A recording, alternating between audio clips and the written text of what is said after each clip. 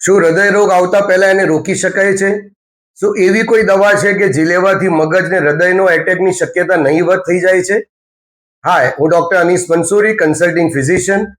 હાલમાં જ FDA એક એવી ટેબ્લેટ ફોર્મની દવા અપ્રૂવ કરી છે, લિપફેન્ડ્રા એનલિસિટાઇડ PCSK9 ઇન્હિબિટર, કે જે હૃદય રોગને રોકી શકે છે.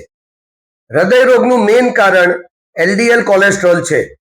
આ દવા એનલિસિટાઇડ PCSK9 ઇન્હિબિટર જે લીવરમાંથી જે પ્રોટીન બને છે, પ્રોટીન જોડે બાઇન્ડ થઈ શરીરમાંથી ખરાબ ચરબી બહાર કાઢે છે.